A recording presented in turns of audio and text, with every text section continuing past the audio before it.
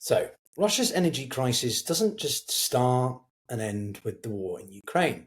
It's actually a far bigger window into the transformation of global energy. Ukrainian drone strikes are crippling key refineries across Russia, cutting production by hundreds of thousands of barrels a day. But that shock has rippled far beyond Russia's borders. Indeed, it's tightening global supply, testing OPEC's control, and all the while China is exploiting the chaos behind the scenes, buying record amounts of discounted Russian crude, stockpiling reserves, and cementing its role as the world's most influential energy consumer. Indeed, oil markets have entered a period of extraordinary uncertainty.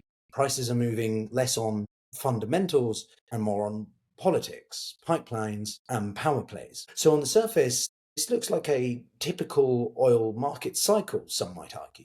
But actually, beneath it, there lies a much deeper shift, one that reveals how Russia's overall energy decline is reshaping the global energy landscape as we know it. So in this video, I wanted to explore what this means for global energy, leadership, security, why this matters as oil is increasingly more about politics than prices, and how it could play out for Putin's war in Ukraine, but also as this continues to disrupt energy, the economics and geopolitics of the globe, far more than we could have thought.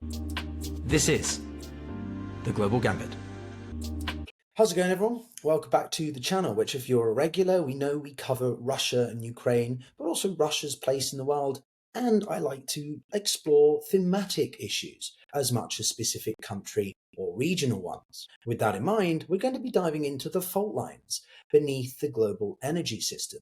I've already done a couple of videos about the sort of broader impacts of the Russian oil crisis for the country itself and Ukraine's continued strikes, but I wanted to explore this a little bit more globally and understand the relationship between Russia outwards and why this might mark the true end of, well, even things like globalization. A fascinating conversation I had with the Financial Times' Martin Wolf on that very topic you can find from a few weeks ago. And, well, I'm curious what you guys think about this. Is this something that is a byproduct or a natural direction given things like decarbonisation and a shift depending upon which regions, or Europe's reduction of its reliance on Russia's oil and gas, LNG, and so on?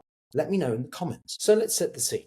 When considering energy security, particularly oil, we have to look at the geoeconomics as much as the geopolitics. There are many blocks, many groups, individual petrostates, which can, well, argue the control, demand and supply, and affect everybody else. The most infamous of these is, of course, OPEC, which was built to, well, basically control supply.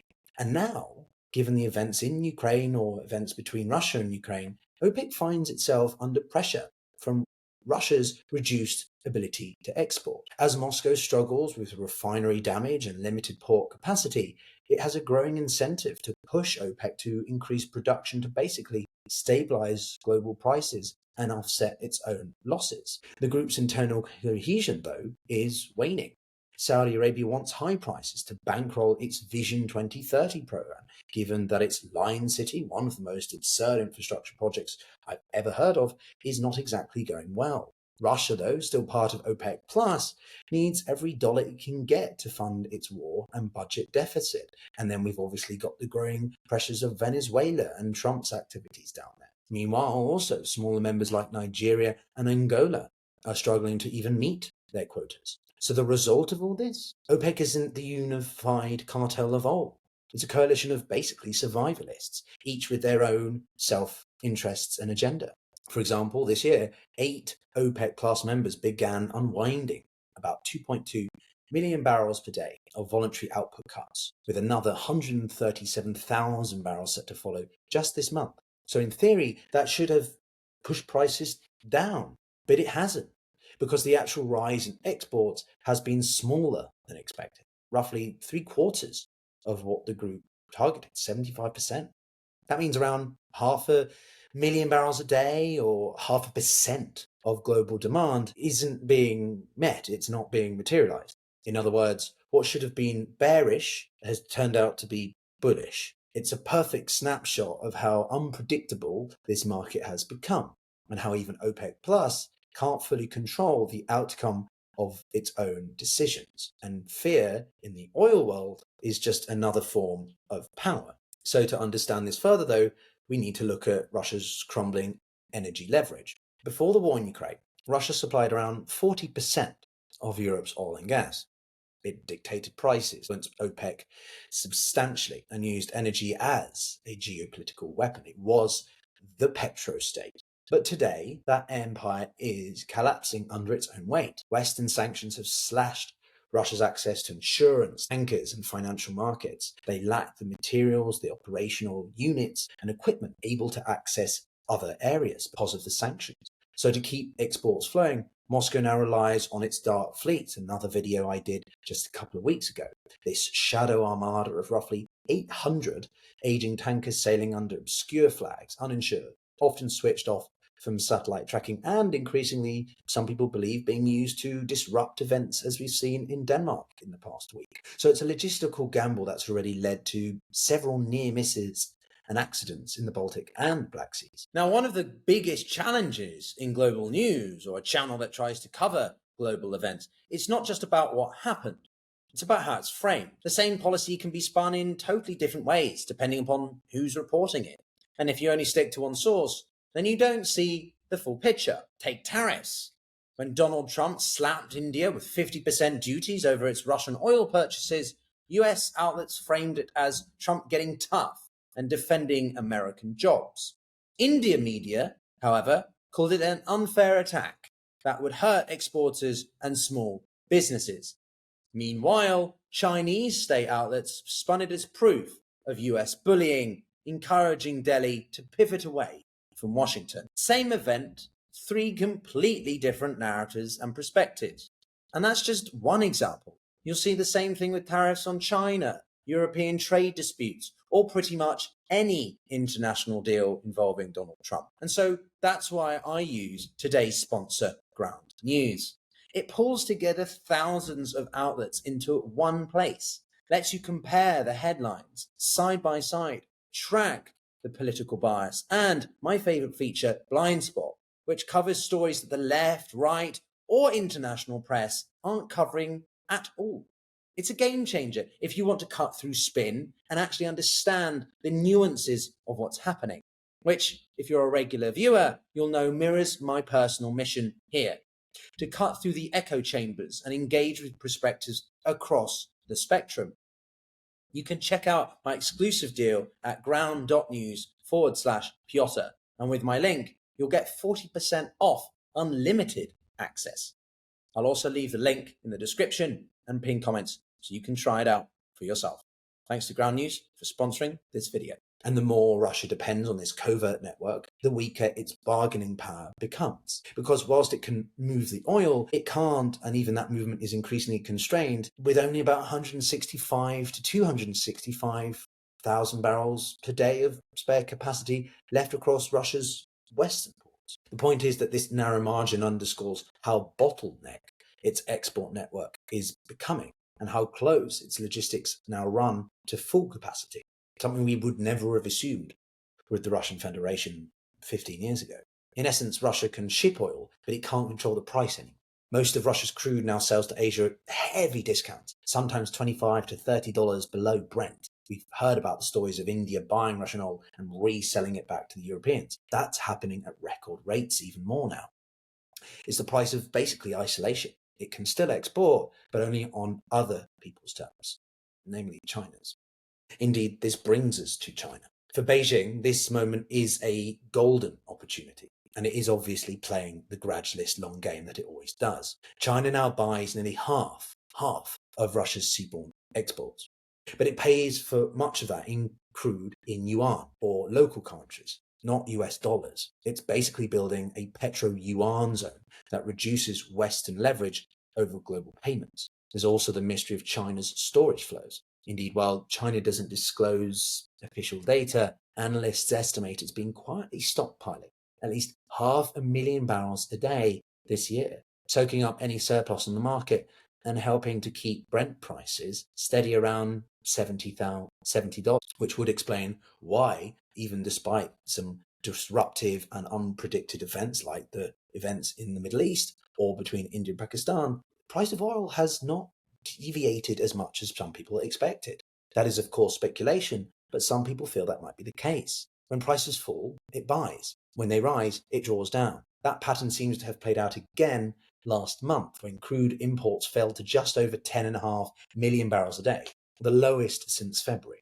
It's a reminder, therefore, that even global price signals now depend on opaque, political-driven decisions, especially from Beijing. And at the same time, Beijing is locking in strategic infrastructure. We've already covered on the channel this effective agreement, it's not yet binding, of the Power of Siberia 2 pipeline, which would deliver energy from Western Siberia to northern China and reroute flows that once powered Europe. Now, the catch with that is, of course, price hasn't been established and it's very slow. But it is deliberately slow because China can dictate the terms, the prices, and the timelines.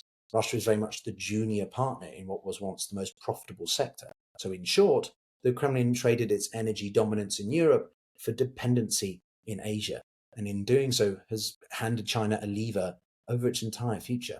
I have a video coming about the Sino-Russo relationship more broadly in the next couple of weeks, but this is a core component of the direction that things are going right now. Meanwhile, Europe congratulates itself on breaking free from Russian energy, but in reality it's just swapped one dependency for another. Yes, Russian gas has been largely replaced with American LNG, Norwegian flows, Middle Eastern oil, but the vulnerability remains. Europe no longer controls its energy destiny, if you like. Energy prices are still shaped by decisions made in Riyadh, Washington, and increasingly Beijing, because Europe's political fragmentation makes a unified energy basically impossible. It's a continent that moralizes about green transitions while quietly also outbidding developing nations for fossil fuels. Certain countries continuing to import gas from Russia or, well, relying on America, despite the price for American LNG outweighing Russia's ridiculously by ridiculous terms. Basically, a Europe that claims independence but still pays and prays OPEC doesn't cut production. That's not energy sovereignty. That's managed dependency and rhetoric. So take a step back and the larger picture comes into focus. Basically, three centers of power now define the world's energy order, and none of them are truly stable. OPEC is trying to manage volatility it no longer really commands. China is increasingly buying energy not just for consumption, but for control, for leverage in future scenarios, whatever they may be. And Russia is trapped in the past. Its pipeline still pointing west, while its future increasingly depends on the east.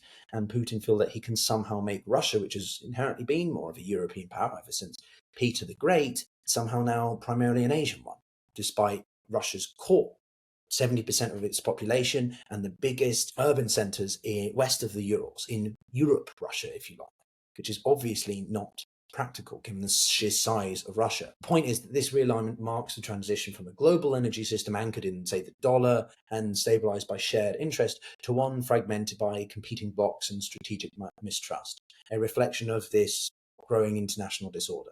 Energy is once again a political weapon, not an economic good. But unlike the 70s, it's not only the producers who wield it now.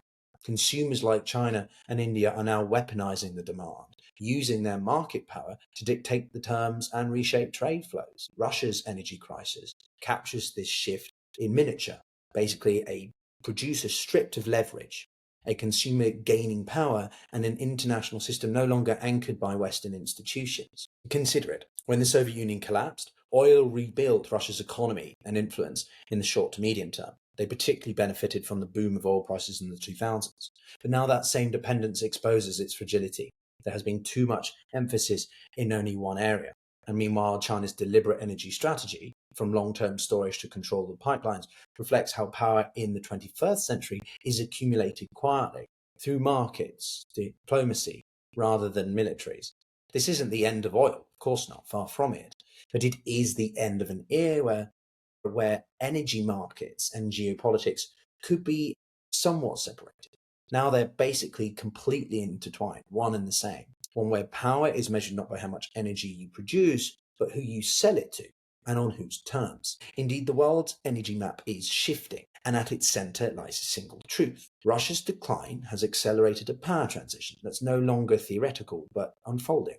It's a story of this shifting leverage, not just between the nations, but between these systems. And the age of globalization, built on cheap energy and shared interests, has already evaporated. This age of fragmentation or disorder, where every barrel is a political statement, is largely here. But the only question left is who can adapt fastest and who gets left behind, whether other countries can somehow reverse this, namely Russia. But what do you think? Is Russia's decline the beginning of a new energy order, or just another cycle in a volatile market? Let me know your thoughts in the comments below. And if you enjoyed this take, then do consider subscribing for more deeper dives, straight to the point analysis on global power and economics. If you don't know me, my name is Pyotr. I'm a mixture of English and Russian, having been brought up in both worlds. So I got my master's degree in economics, in strategy and international relations from Johns Hopkins Science, where I've always been fascinated by the relationship of commodity, energy, and so on to great power competition and things like that. As for now, click on this one to understand another perspective on Russia's dark fleets. Take care. Yeah.